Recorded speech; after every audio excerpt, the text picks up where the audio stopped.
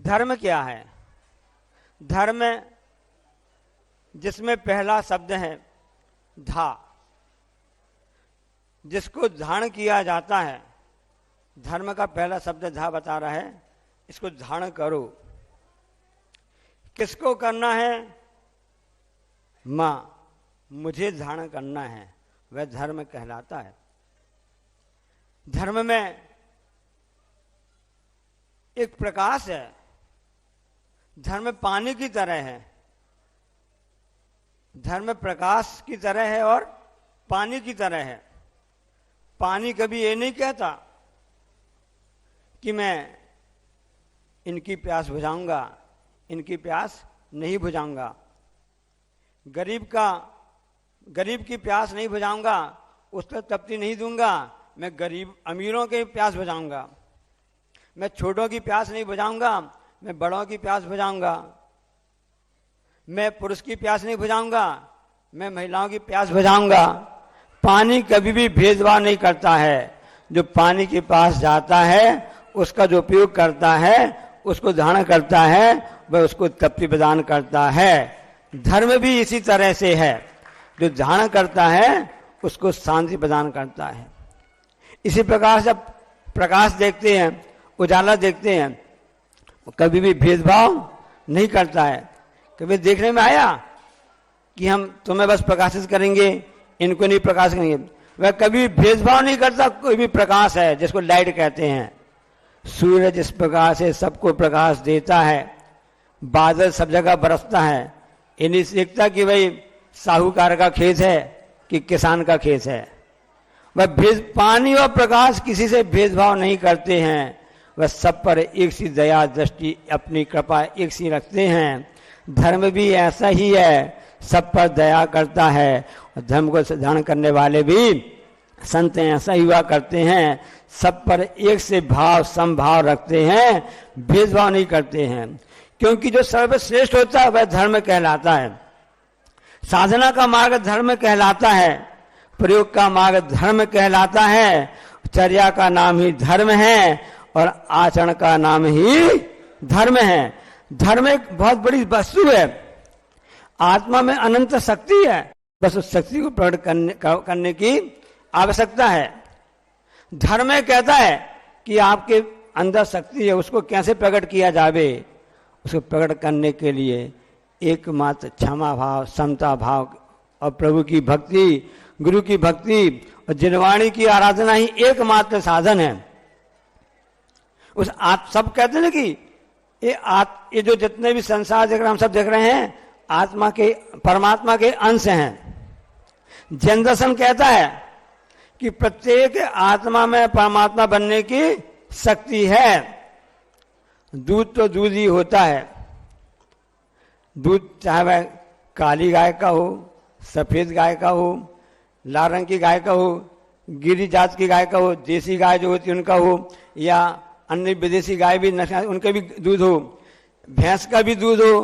कैसा होता है बच्चों बताओ? दूध का रंग, बकरी का दूध हो, शेरनी का दूध हो, और जिस माँ का दूध हम सबने पिया है उसका रंग कैसा? एकमात्र सफेद है। उस दूध में भेदभाव नहीं है, उसके रंग में भेदभाव नहीं है।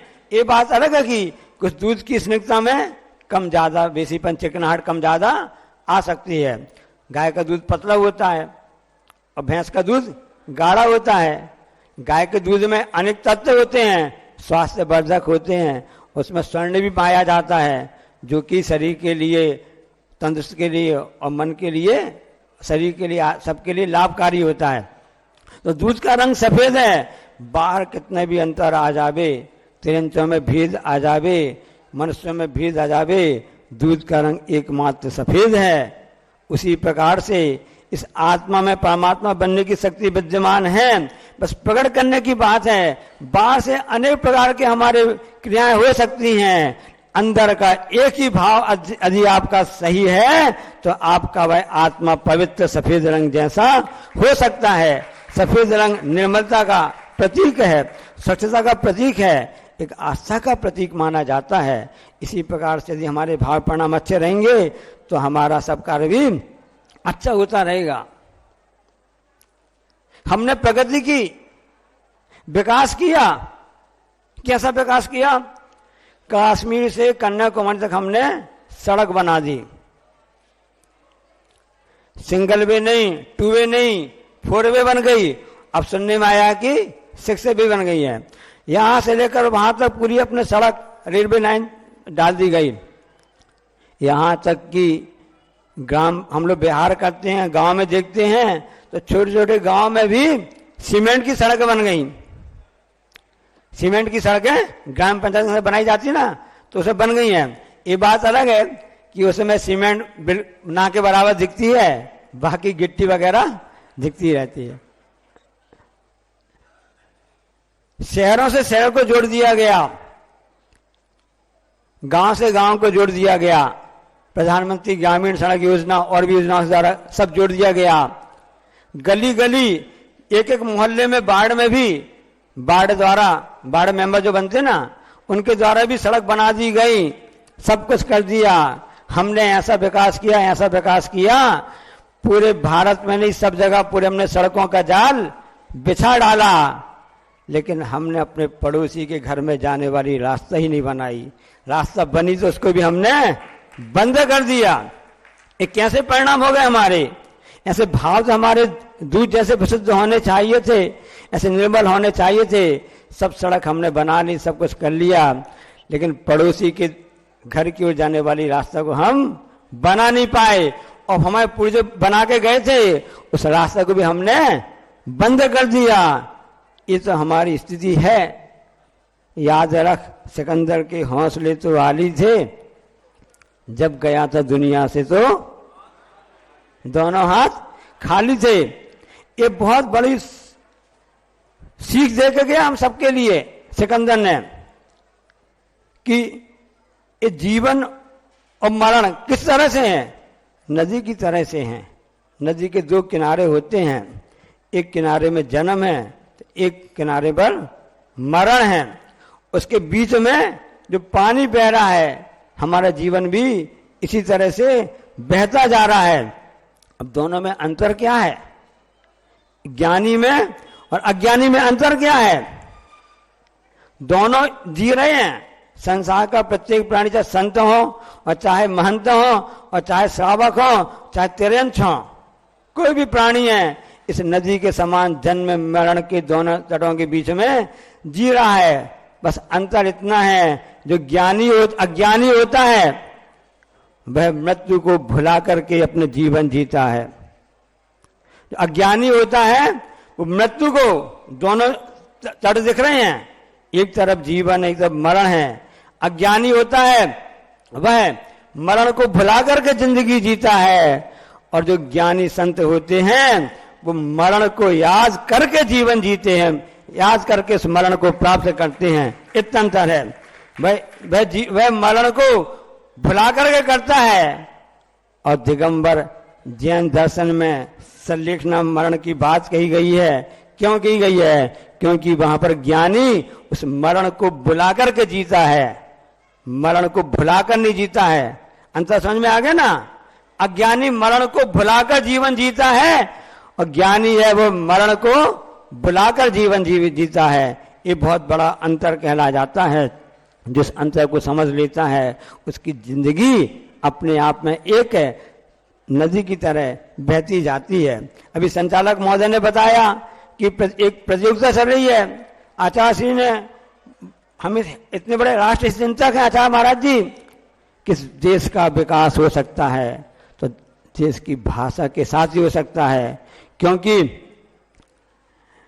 भाषा रहेगी तो देश रहेगा, भाषा रहेगी तो देश रहेगा, देश रहेगा तो हम रहेंगे। इसलिए हमको अपना अपना करना है ना, तो अपने देश को बचाना होगा। ये भाषा है। सन 47 में भारत आजाद हुआ, उस समय संविधान की 356 या 346 कौन सी उसमें धारा में बताया गया कि 15 साल के अंदर देश में ऐसी भाषा नीति निर्माण की जाएगी स्वयं की अपनी भाषा हो।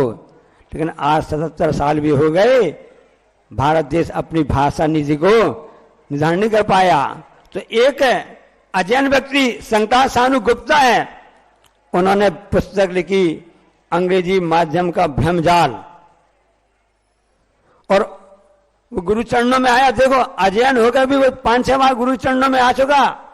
आचार्य ने उसके लिए आशीर्वाद दिया, उसने अपनी बात रखी। आचार्य से बहुत अच्छा तुमने काम किया है, यदि देश को विकास की ओर ले जाना है और अपनी पड़ोसी के घर की भी रास्ता अपन को बनाना है, उसकी रास्ता बंद नहीं करना है, तो अंग्रेजी माध्यम से इस देश को इस भ्रमजाल से मुक्त करना होगा। जो एक अजैन व्यक्ति गुप्ता जी, जिनकी पुस्तक है, वो इतना बड़ा आशीर्वाद लेकर चले गए आचार्य के पास में, और हम लोग क्या कर रहे हैं? गुरु जी ने कहा इसको कैसे पता चले, कैसे लोगों को जानकारी हो? आशीर्वाद दिया, और भाषा और माध्यम, गुरु मुख से शब्द निकला, इसका नाम क्या दिया जावे? भाषा और माध्यम। 2 दिन निकल चुके प्रतियोगिता के, केवल 3 दिन बाकी हैं, और हिंदी दिवस आने वाला सामने। हिंदी दिवस है, हिंदी की कितनी महत्ता है, ये अपनी मातृभाषा की विशेषता है। संस्कृत अपने देश की मुख्य भाषा रही है। इसी पुस्तक में एक बहुत अच्छी बात लिखी है कि प्राचीन भारतीय जो पांडुलिपियां होती ना, अकेले संस्कृत भाषा की 3 करोड़ पांडुलिपि भारत देश में हैं, जो विश्व में किसी भी भाषा के पास इतना बड़ा साहित्य भंडार नहीं है। इसी अंग्रेजी माध्यम का भ्रमजाल पुस्तक, जिसकी प्रतियोगिता एक वेबसाइट है आचार्य के नाम से है, www.vidyasagar.guru में आयोजित है। तो इसमें करोड़ संस्कृत भाषा की पांडुलिपियां हमारे भारत देश के पास में हैं। हिंदी दिवस आने वाला है, कितना अंतर आपको हम बता रहे हैं। दूध और पानी की बात चल रही थी कि नदी बहती है, उसमें पानी कैसा बहता रहता है। इंग्लिश में एक ही शब्द आता है, वाटर। पानी का बोलते हैं, वाटर बोलते हैं। हिंदी की विशेषता मैं आपको बता रहे हैं, उसने बताई थी कि वह जब पानी आकाश से नीचे गिरता है तो वो कहलाती है बारिश, कहलाती है वर्षा। जब आकाश से पानी गिरता है, नीचे आता है, तो कहलाता है वह बारिश। जब जमीन से वह पानी ऊपर उठता है तो कहलाता है भाप, जिससे इंजन चलते हैं, वो कहलाता है भाप। और वह पानी जब ऊपर से गिरता है, जमकर गिरता है, लिक्विड में नहीं, द्रव्य रूप में नहीं, ठोस में गिरता है, ठोस रूप में गिरता है, तो वो कहलाता है ओले। पानी ऊपर से गिरता है तो क्या कहलाता है? ओले गिरता है। और वह पानी जब फूल में गिरता है तो कहला जाता है इत्र। वह पानी जब उस सीप के मुख में जाता है और स्वाति नक्षत्र का होता है तो वह बन जाता है मोती। और जब वह पानी बहने लगता है तो कहलाता है नदी। जब पानी बहता है तो क्या कहलाता है? नदी कहलाता है। और जब वही पानी बहते बहते जमीन में बहता है तो कहला जाता है नदी। और वह पानी जब आंखों से निकल जाता है तो क्या कहला जाता है? पानी आंखों से निकलता है तो कहलाता है आंसू। और पूरे शरीर से निकलता है तो क्या कहलाता है बच्चों? पसीना कहलाता है। वह पानी जब 3 लोग के नाथ प्रभु के सिर के ऊपर से जाता है, या पड़गान में जब आचार्य का पड़गान हो जाता है चौके में, और थाली में पूजन के पहले उस जल को पैरों में डाला जाता है तो पानी जल नहीं रहता है, क्या बन जाता है?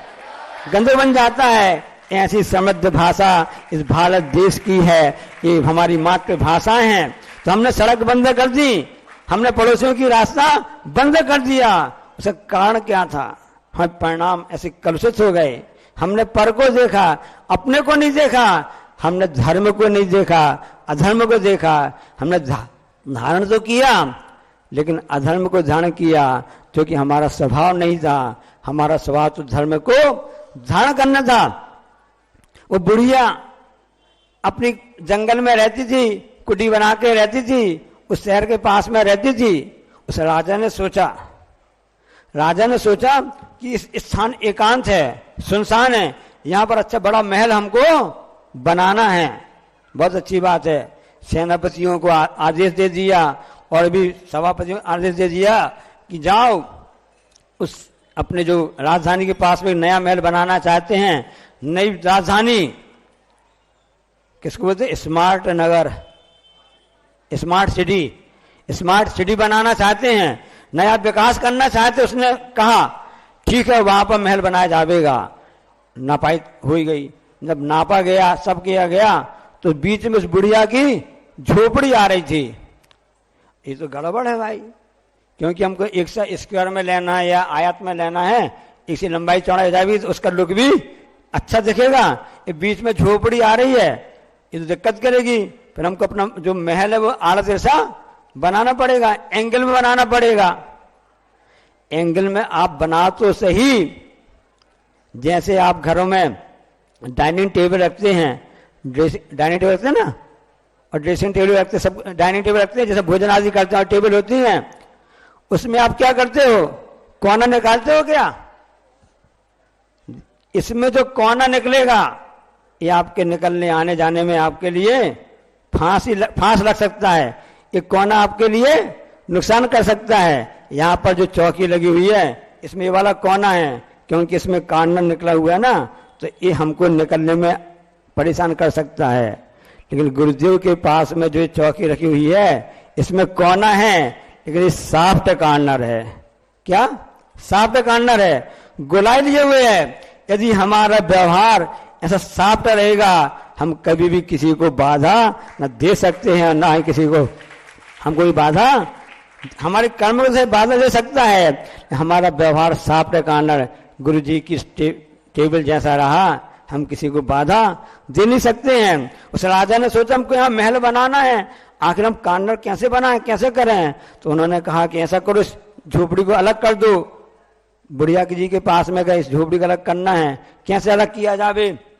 आप पैसे ले लो, सामान ले लो, यहाँ से अपनी झोपड़ी उठाकर और कहीं अलग कर लो। राजा खुद पहुंचा, राजा ने कहा ऐसा कर लो। उस बुढ़िया ने क्या कहा, जवाब दिया, राजा ने एक काम कीजिए, ये हमारी बोरी में मिट्टी रखी हुई है, इसको थोड़ा उठा करके उसको बाहर कर दीजिए। राजा ने कहा मिट्टी की बोरी है, मैं उसको कैसे उठाऊं, इतनी वजनदार है। बुढ़िया ने उत्तर दिया, राजन जब तुम एक इतनी मिट्टी की छोटी सी बोरी को नहीं उठा कर ले जा सकते हो, खिसका नहीं सकते हो, तुम यहाँ महल बना चाहते हो, अपनी जमीन को कह रहे हो, ये जमीन तुम उठा करके ऊपर कैसे कहाँ पर ले जाओगे? राजा को समझ में आ गया। बुढ़िया ने सीख दी कि हमको जो भी जैसा है उसी में संतोष रखना है, अपने जीवन को साफ कॉर्नर बनाना है।